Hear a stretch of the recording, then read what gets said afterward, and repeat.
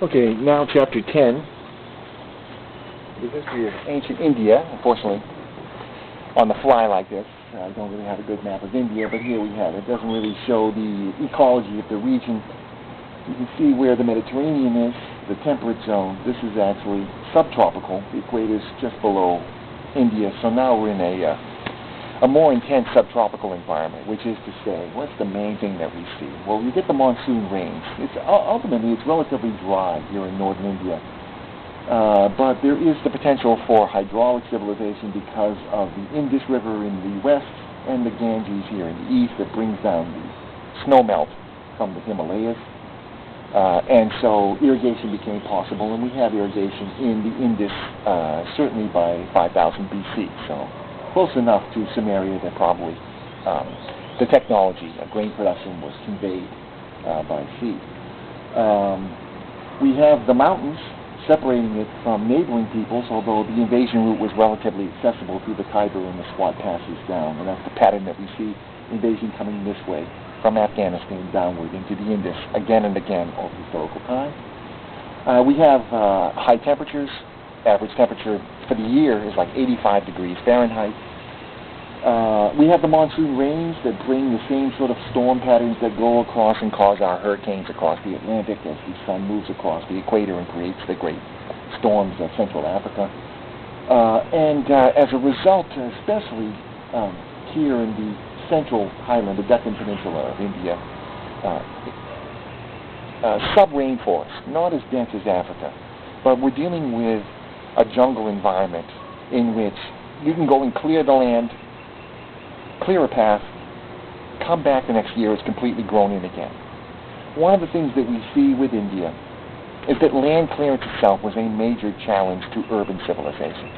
This is the southernmost area where we see urban civilization taking place in antiquity. It's really quite extraordinary. But we know that the kings, particularly on the Ganges, had to subsidize land clearance as a phenomenon of rural expansion, of urban expansion, of opening up land to cultivation and what have you. So we have to kind of recognize the extreme challenge that there was to trying to build urban civilizations in an environment like this. And then you got to add things like the kinds of wild animals that live in these forests. So we got tigers, we got large animals that are very, very dangerous. We've got poisonous snakes. And so, living in these villages out in the jungles at nighttime was a challenge. Let's just say it was a challenge. So we have to allow that. And the reason I stress all this is because it makes the development of urban civilizations such as occurred in this area all the more extraordinary in that regard. Okay, so the broad range of ecological diversity in the Indian subcontinent posed a significant challenge to the formation of urban societies in India. Despite the surrounding desert, 2 crops a year were possible in the Indus Basin. Land clearance was the single greatest challenge to urban development in the Ganges. The Indus Valley riverine culture began by at least 3000 BC. It was a highly urban culture with more than a dozen sites. Harappa to the north, Mohenjo-daro to the south. These were twin capitals of a civilization that covered an area 4 times the size of Sumeria and twice the size of the Egyptian Old Kingdom. And these cities are quite remarkable. They used fired brick already by 2000 BC. They built these massive granary complexes. Even their social formation may have had some significant continuity. There is no palace. There's no sense of a royal hierarchy. And to the extent that anthropologists even describe these as sort of headless states. But we have these bathing monuments, steps down into a bathing pool and steps up on the other side. And they're positioned between what seems to be sort of a monastic residence and the silos for the grain storage. And one argument is that there was some sort of bathing ritual similar to what we see in Hindu culture on the Ganges, that the inhabitants would produce the grain for the priestly caste. It would be stored in the silos, and it would be redistributed to the inhabitants once they had performed these bathing ablutions. And so we've got a priestly hierarchy that seems to be controlling these city-states along the Indus. I mean, this is theoretical, hypothetical, but it's entirely within the construct of what we know in historical Hindu civilization itself. It also suggests that this culture, the culture of the Indus, which probably was Dravidian in its origin, percolated up after the Europeans conquered the Indus, and kind of percolated up from below and created a fused or mixed culture as a result. By 1850 BC, Indo-Iranian, or Aryan is what they called themselves, invaders, destroyed and submerged the Indus Valley culture. The Indo-Iranian invaders brought with them a Vedic oral tradition, and this is directly connected, one of our earliest vestiges of early Indo-European culture, which was eventually preserved in Sanskrit. This evolved into the sacred literature of the Vedic era, 1200 to 1000 BC. The Indo-Iranian newcomers had extreme difficulty assimilating to native culture, as well as to the racially different Dravidian inhabitants. And in the Vedic hymns, there are discussions of these dark-skinned demons that would come out of the jungle at night and attack them and had to be pacified. So there's a clear kind of racial sort of thing going on here, coming to terms with these Indo-Europeans probably were small populations that came in and supplanted the hierarchy, and then living there over generations realized they're outnumbered, and they married into it, and eventually you get a fused mixed population. But the process of fusion, the hierarchy, the Indo-Iranian hierarchy, tried to preserve its place through segregated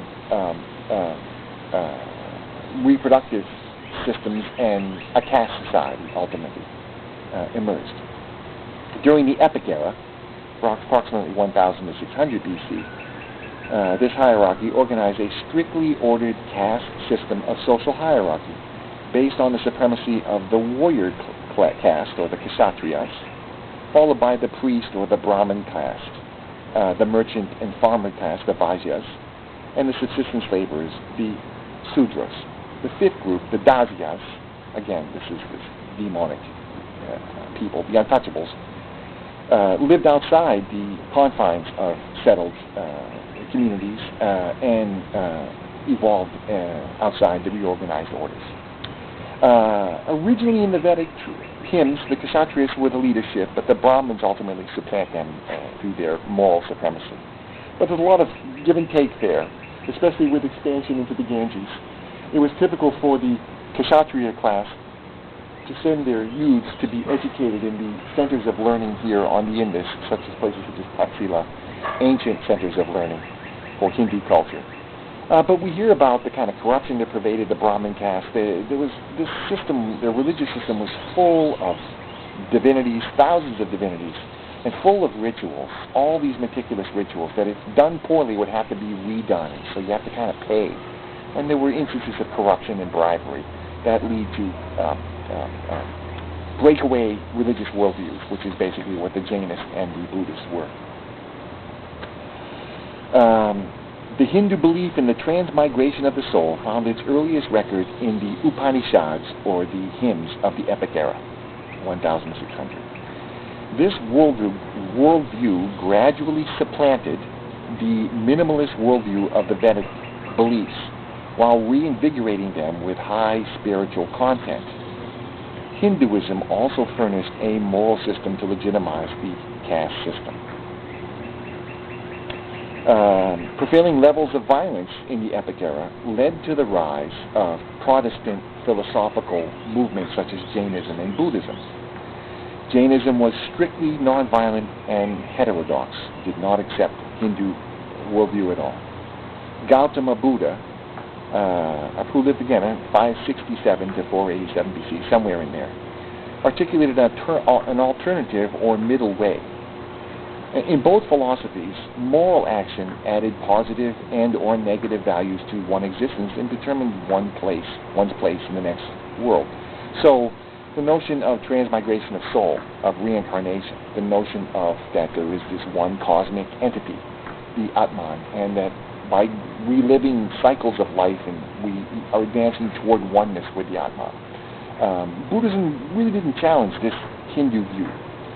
it more took the philosophical perspective of, okay, given that there are hundreds of thousands of gods, and given that there is this essence, and that we are all moving gradually toward oneness with the Atman, what is the best way to live our lives here and now? This is, again, a pattern that we've seen with the Hebrew Ten Commandments, or the Zoroastrian notion of free will, that humans have to choose which side they're going to serve for the gods.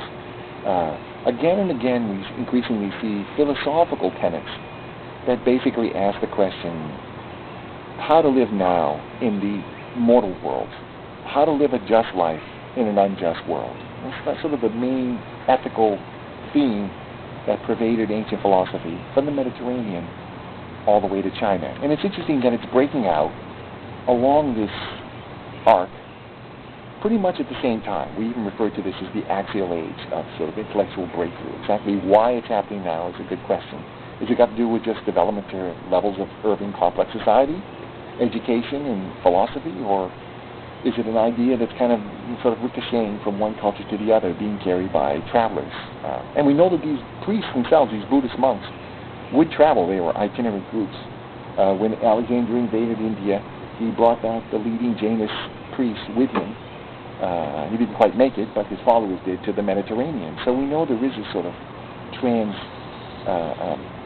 dissemination of philosophical ideas, at least between the Indus and the Mediterranean.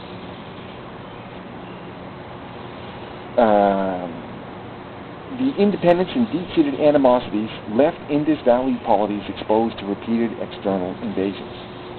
External invasions invariably proceeded along land routes that descended from the Afghan plateau and included the Persians under Darius I, who conquered India around 520 BC, the Macedonians under Alexander the Great, who invaded India around 328 to 326 BC, and then later we have the Kushan and the Huns. These invasions typically set in motion native empires of reaction.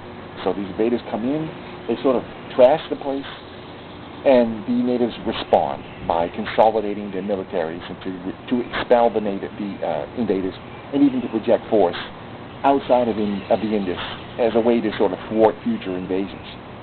And so we see, for example, the Mauryan dynasty of Chandragupta and Ashoka, 322 to 232 BC, extending their power out of the Indus across Afghanistan, penetrating as far as the